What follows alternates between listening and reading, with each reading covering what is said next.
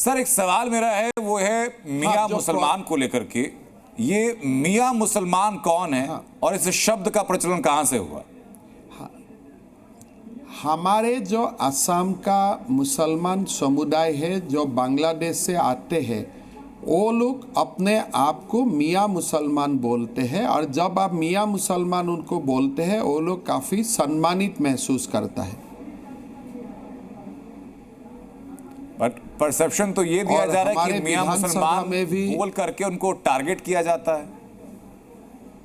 नहीं, असम में विधानसभा में सारे हमारे मुसलमान विधायकों ने यह निर्णय लिया कि हमें मियाँ मुसलमान आप बोलिए, हमारा कोई आपत्ति नहीं है। ये विधानसभा का प्रोसीडिंग का हिस्सा है। हाँ, जो मैं टारगेट करता हूँ, मैं घुसपैठियों को टारगेट करता हूँ। ये बाइफरकेशन सरकार सर कैसे कर रही है? इसके लिए कुछ कागजी कार्रवाई की जा रही है, इंटेलिजेंस के इनपुट के आधार पर कार्रवाई की जा रही है? हम तो उनको जब भी हमारे लोग बीएसएफ, बॉर्डर पुलिस उनका पास जाते हैं, हम उनका कागज़ देखता हूँ।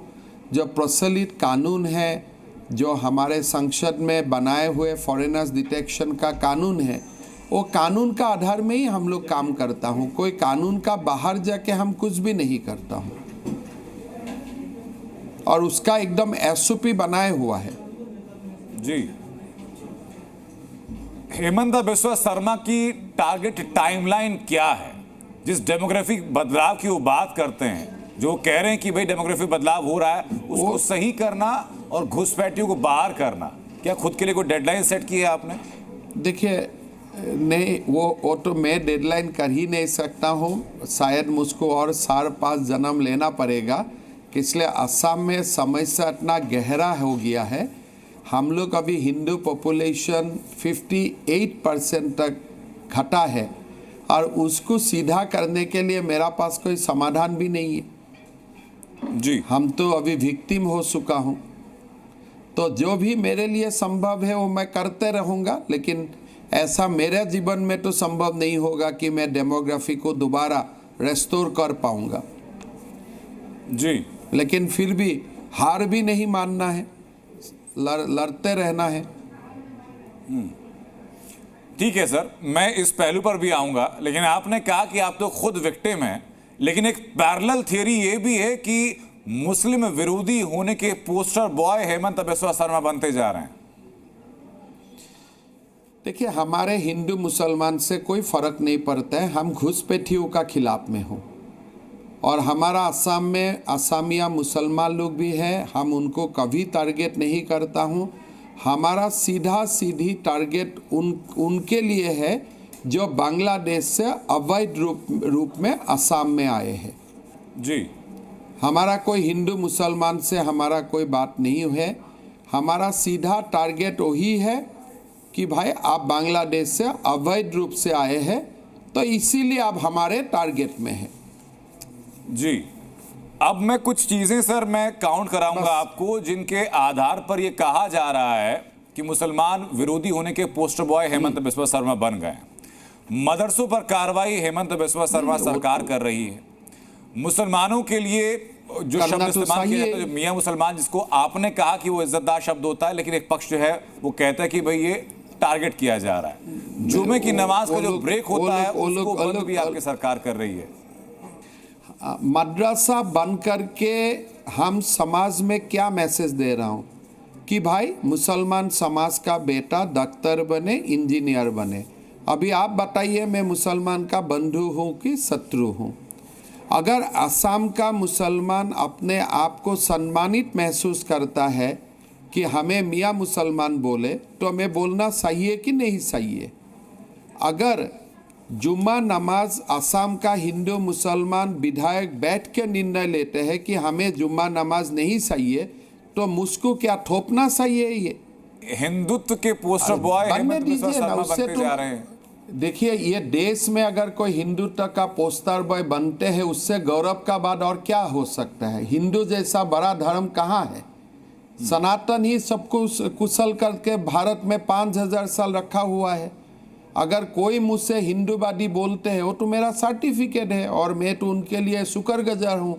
मैं तो उनको धन्यवाद देता हूँ, अभिनंदन करता हूँ। मैं दो बातें सर यहां पर कहना चाहूंगा। पहला बात तो ये, जो विपक्ष एलिगेशन लगाता है कि संवैधानिक पद पर बैठ करके किसी धर्म विशेष के पोस्टर बॉय के तौर पर खुद को मान लेना, क्या आप सही देखते हैं?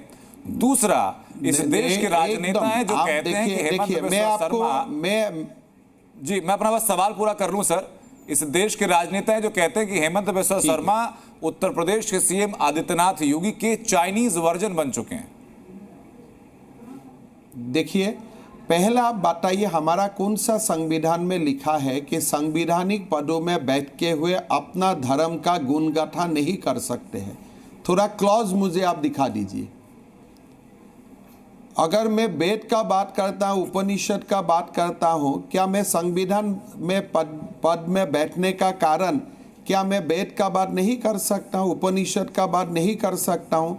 संविधान में खाली एक आर्टिकल 14 ही है, आप किसी का साथ भेदभाव मत कीजिए। क्या हम आवास योजना में भेदभाव कर रहा हूँ? क्या हम सरकारी नौकरी में भेदभाव कर रहा हूँ? हम क्या नेशनल फूड सिक्योरिटी एक्ट में भेदभाव कर रहा हूँ? क्या स्कूल में बच्चा नहीं जाना चाहिए मुसलमान, ऐसा मैं बात बोल रहा हूँ?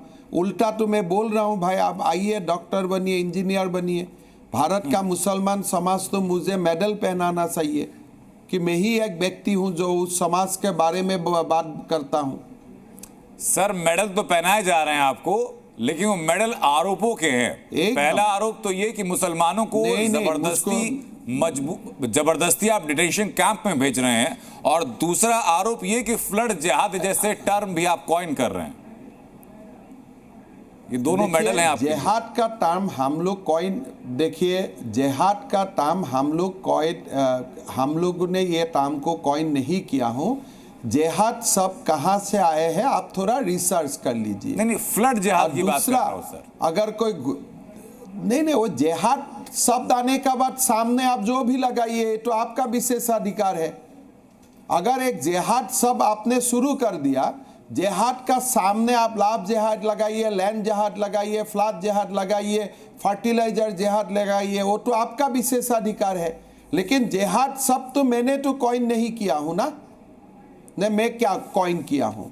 दूसरा, असम का सीएम होने का नाते, संविधान का शपथ खाने का नाते मेरा ये जिम्मेदारी बनता है कि घुसपैठियों को डिटेंशन कैंप में भेजना, और ये मैं हाई कोर्ट और सुप्रीम कोर्ट का आदेश का अनुसार कर रहा हूं।